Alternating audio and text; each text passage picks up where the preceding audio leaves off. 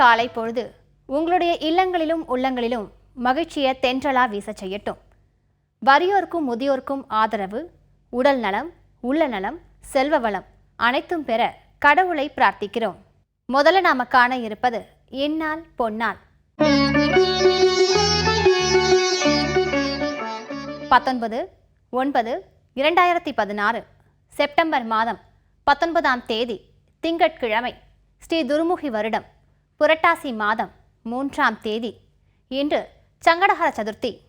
நல்ல நேரம் காலை 6:15 மணியில் இருந்து 7:15 மணி வரை, மாலை 4:45 மணியில் இருந்து 5:45 மணி வரை, ராகு காலம் 7:30 மணியில் இருந்து 9 மணி வரை, யமகண்டம் 10:30 மணியில் இருந்து 12 மணி வரை, குளிகை 1:30 மணியில் இருந்து 3 மணி வரை, சந்திராஷ்டமம், ஹஸ்த நட்சத்திரம்.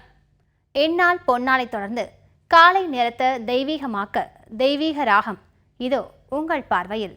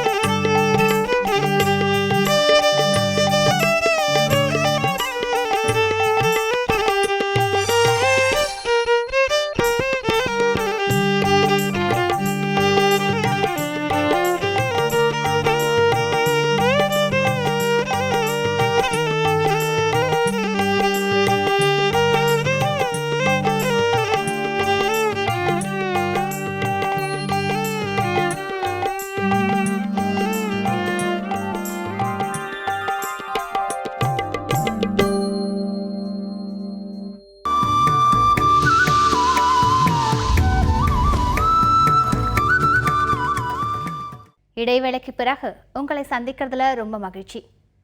அடுத்ததான் நம்ம காண இருப்பது திருமந்திர தேனருவி சொற்பொழிவு. இது உங்களுக்காக.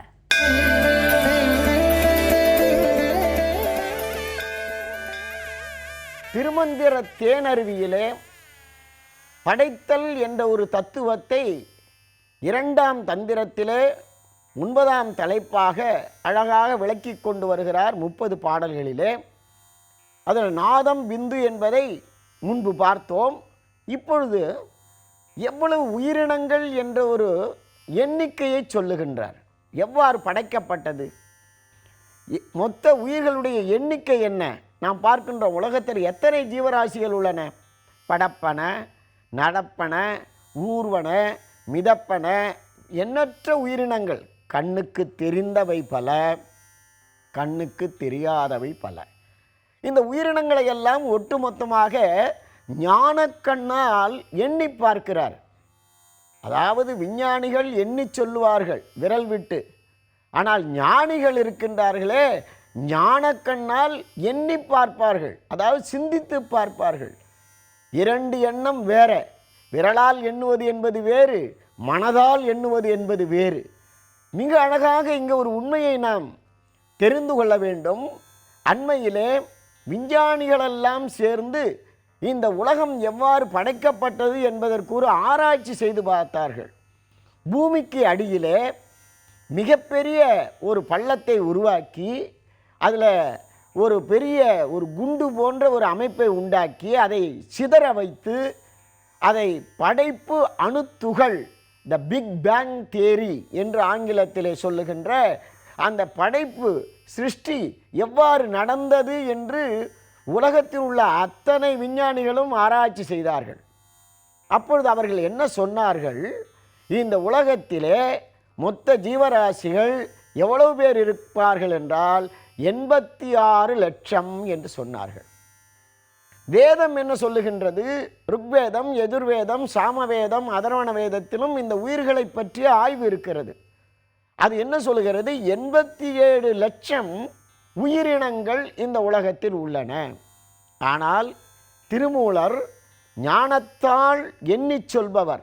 அவர் சொல்லுகிறார் 84 லட்சம் யோனி பேதங்கள், 84 லட்சம் உயிரினங்கள் இந்த உலகத்திலே உள்ளன என்று அருமையான ஒரு கருத்தை முன்வைக்கின்றார்.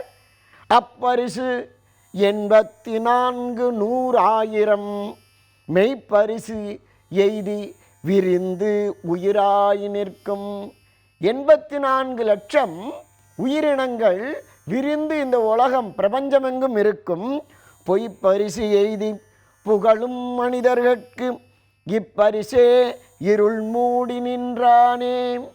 84 லட்சம் என்று சொன்னார்.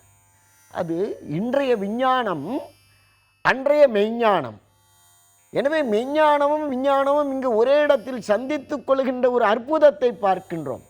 விஞ்ஞானம் என்பது பொருள்களால் உருவாக்கப்படுகின்ற ஒரு உண்மை. ஆனால் மெய்ஞானம் என்பது தனக்குள்ளேயே சீவனுக்குள் சிவனை காண்கின்ற ஒரு அற்புதம். இவர்களெல்லாம் ஆராய்ச்சி செய்வதற்கு மிகப்பெரிய லேபரேட்டரி என்று சொல்லுகின்ற ஆய்வுக்கூடம் கிடையாது. இவர்கள் ஆராய்ச்சி செய்வதற்கு எந்த விதமான ரசாயன கலவைகளும் கிடையாது.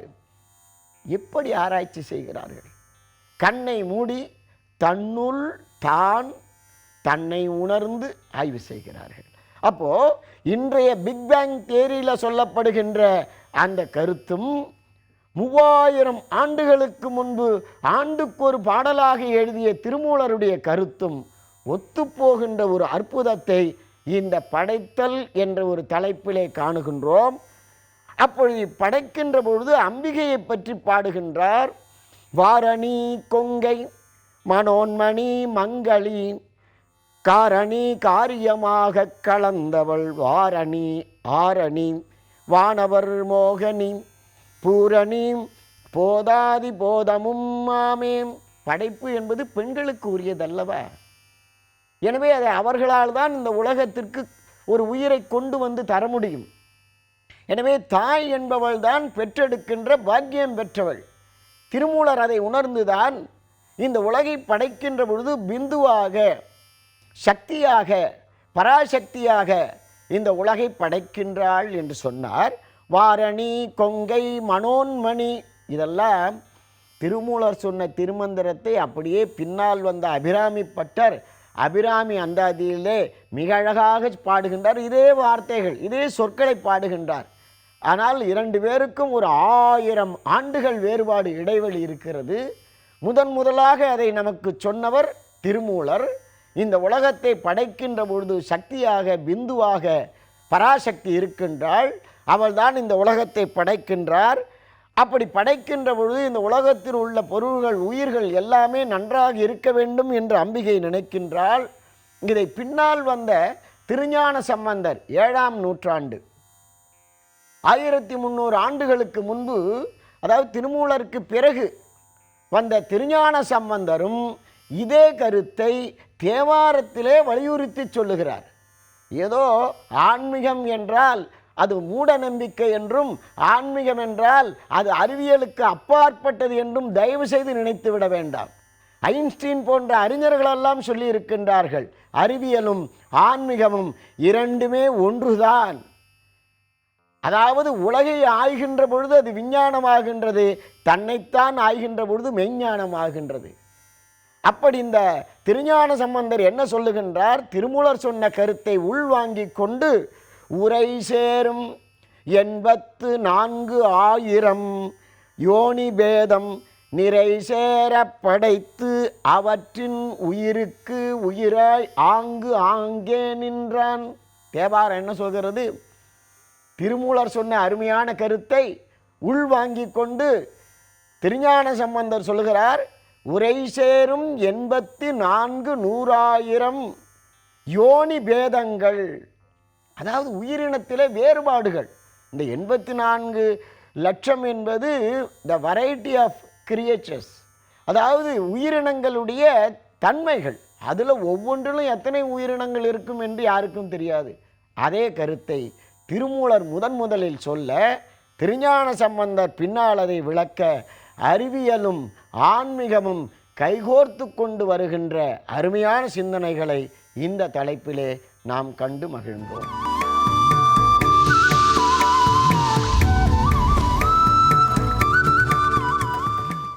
தினம் ஒரு திவ்ய பிரபந்தம் இதோ உங்கள் பார்வையில். ஸ்ரீமதே ராமானுஜாய நம. ஸ்ரீசைலேசதயாபாத்திரம் தீபக்தியாதிகுணார்ணவம் இதேந்திர பிரவணம் வந்தே ரமஜா மாதரம் முனிம் லக்ஷ்மீநாதசமாரம்பாம் நாதயாமுனமத்தியமாம் அஸ்மதாச்சாரிய பரியந்தாம் வந்தே குரு பரம்பராம். நம்ம இன்னைக்கு உலகியல் விஷயங்களை பார்க்குறோம் இல்லையா? ஒரு வயசு பசங்க எப்படி நடந்துப்பாங்க, அதுலேயும் ஒரு வயசு பொண்ணு வரா அப்படின்னு சொன்னால், இந்த வயசு பையன் கையில் இருசக்கர வாகனம் இருந்ததுன்னு வச்சுக்கோங்களேன், அந்த இருசக்கர வாகனம் படாத பாடுபட்டுரும். அப்படியே இப்படி சருன்னு போவான், இப்படி வளைஞ்சு போவான், நெளிஞ்சு போவான், சடக்குன்னு நிறுத்துவான், வேகமாக கிளப்புவான். இப்படி என்னெல்லாம் செய்ய முடியுமோ, எதையெல்லாம் செய்து எதிர்பாலினத்தை ஈர்க்க முடியுமோ அதையெல்லாம் செய்து கொண்டிருக்கின்றான்னு பார்க்குறோம். இது இயற்கைக்கு மாறானதான்னு கேட்டால் இல்லை, இயற்கையோட தொடர்புடையதுதான். இதை போல பெண்களும் சில விஷயங்களை செய்கின்றார்கள்னு பார்க்குறோம். ஆனால் இப்போ நம்ம பெண்கள் என்ன செய்கிறாங்க அப்படின்னு பார்க்கறதுக்காக வரல. ஏன்னா இங்கே ஆணினுடைய மனநிலையைத்தான் பார்க்க இருக்கின்றோம். அதனால் அந்த பகுதியை அப்புறமா வச்சுக்கலாம். இப்போ இங்கே ஆண்கள் என்ன செய்வாங்கன்னா, இதை போல் நம்ம மொழியில் சொல்லணும்னா படம் காட்டுவார்கள். அப்படி ஒரு நிலையில் இங்கே இறைவன் இருக்கின்றான். ஆனால் என்ன பண்ணிட்டானா, குளிக்காமல் இருந்துட்டானா. குளிக்காமல் இருந்தால் பெண் தோழி இருக்கிறா இல்லையா, நப்பின்னைன்னு ஒருத்தி இருக்கா இல்லையா, அந்த நப்பின்னை பிராட்டி குளிக்காமல் இருந்தால் எப்படி கேலி செய்வா, குளிக்காமல் இருந்தால் எப்படி கிண்டல் செய்வாள். இதை தாய் நிலையில் இருந்து ஆழ்வார் பாடுகின்றார். தன்னுடைய மருமகள் தன் மகனை மெச்ச வேண்டும் அப்படின்னு மாமியார் ஆசைப்பட்டிருக்கா பாருங்க. எப்படியெல்லாம் அழகான அந்த உறவு நிலைகளை ஆழ்வார் காட்டுகின்றார். இன்னைக்கு உறவு நிலைகள்னா என்னன்னு தெரியாமல் போய்கொண்டிருக்கின்ற காலத்தில் வாழ்ந்து கொண்டிருக்கின்றோம். உறவு நிலைக்கு முக்கியத்துவம், மனித பண்பாட்டினுடைய மேன்மை, இவையெல்லாம் பார்க்கணும்னு சொன்னால் வேற எங்கேயும் போக வேண்டியதே இல்லை. பக்தி இலக்கியங்களை எடுத்து கொண்டாலே போதும். இங்கே கண்ணனை நீராடுவதற்காக அழைத்தார், இன்னும் வரலை. என்னென்ன காரணங்கள் உண்டோ எல்லாத்தையும் ஒன்றொன்னா சொல்லி பார்க்குறார். இப்போ அடுத்த காரணத்துக்கு என்ன வந்திருக்கார்? நப்பின்னை வந்து பார்த்தால் சிரிப்பாள். பூணி தொழுவினில் புக்கு புழுதி அலைந்த பொன்மேனி காணப் பெரிதும் உகப்பன் ஆயினும் கண்டார் பழிப்பர் நான் எத்தனையும் இலாதாய் நப்பின்னை காணில் சிரிக்கும் மாணிக்கமே என் மணியே மஞ்சனமாட நீவாராய் அப்படின்னு அழைக்கின்றார். எங்கே போய் விளையாடி இருக்கான்? இந்த மாடுகளை எல்லாம் கட்டி வைப்பதான அவை இருப்பதான கொட்டில் அங்கே போய் விளையாடி இருக்கான். அந்த புழுதியெல்லாம் இவனுடைய திருமேனியில் பட்டிருக்கின்றது. இவனுடைய திருமேனியோ கருத்த மேனி, அப்படியே கரு கரு கரு கரு என்று இருக்கின்றது. அதில் மண்ணினுடைய நிறம் பட்டவுடனே பொன்மேனியாக தெரிந்ததாம். ஆழ்வாரனுடைய குறும்பு பாருங்க. இவனோ கருப்பு, அந்த மண்ணினுடைய நிறமே இவனுக்கு வெளுப்பை கொடுத்து விட்டதாம். பொன்மயமான ஒரு திருமேனியை காட்டி கொடுத்ததுன்னு ரொம்ப அழகாக அனுபவிக்கின்றார். இதுதான் பக்தியினுடைய உன்னதம்னு பார்க்குறோம். அப்படி உன்னை பார்ப்பதற்கு பொன்மயமாக இருக்கின்றது. நீ எப்படி இருந்தாலும் எனக்கு ஆசைதான், நீ எப்படி இருந்தாலும் எனக்கு விருப்பம்தான். ஆனால் பார்க்குறவங்க என்ன சொல்லுவாங்க? நம்ம வாழ்க்கையில் இவன் என்ன சொல்லுவான், அவன் என்ன சொல்லுவான், நினைத்து கொண்டே நாம் வாழ்க்கையை வாழாமல் போய்விடுகின்றோம். அப்படி ஆழ்வார் என்ன காட்டுறார்? உன்னுடைய மேனி பொன்மயமாக இருக்கின்றது, எனக்கு மகிழ்ச்சியாகத்தான் இருக்கு. ஆனால் பார்க்குறவங்க இவெல்லாம் ஒரு அம்மாவா? குழந்தை இப்படி மண்ணோட விளையாடி கொண்டிருக்கின்றது, மண்ணை பூசிக்கொண்டிருக்கின்றது, அதனை நீராட்டாமல் குளிக்க வைக்காமல் இப்படி இருக்கின்றாளேன்னு பழிப்பார்கள். சரி, பரவாயில்ல, அவர்கள் சொன்னா கூட சொல்லி கொண்டு போகட்டும். ஆனால் இந்த நேரத்துக்கு நப்பின்னை வந்தாளே, ஆனால் இந்த நீலாதேவின்னு நம்ம சம்பிரதாயத்தில் சொல்கிறோம் இல்லையா, ராதைன்னு கொண்டாடுகின்றோம் இல்லையா, அந்த நப்பின்னை பிராட்டி வந்தான, அவ உன்னை பார்த்தான, அடடா இவன் குளிக்கவே இல்லையான்னு சிரிப்பாளே. உன்னுடைய பெண் தோழி, நம்ம வார்த்தையில் சொல்லணும்னா கேர்ள் ஃப்ரெண்ட், அவ சிரிச்சா நல்லா இருக்குமா? அதனால் மஞ்சனம் ஆடுவதற்காக, நீராடுவதற்காக, திருமஞ்சனம் கண்டருளுவதற்காக கண்ணனே எம்பெருமானே நீ வர வேண்டும்னு ரொம்ப ஆசையாக அழைக்கின்றார். அங்கே அடியெல்லாம் போடலை, சாம தான பேத தண்டம்னு சொல்லுவோம் இல்லையா, அப்படி அடியெல்லாம் கொடுக்காமல் ஒவ்வொரு விஷயமாக எடுத்து சொல்லி நீராட்டம் காண்பதற்காக அழைக்கின்ற அருமையான பாசுரம் இந்த பாசுரம். என்ன நேயர்களே, இன்னைக்கு நாள் இனிய நாளாக அமைய வாழ்த்துக்கள். மீண்டும் நாளைக்கு சந்திக்கலாம். நன்றி, வணக்கம்.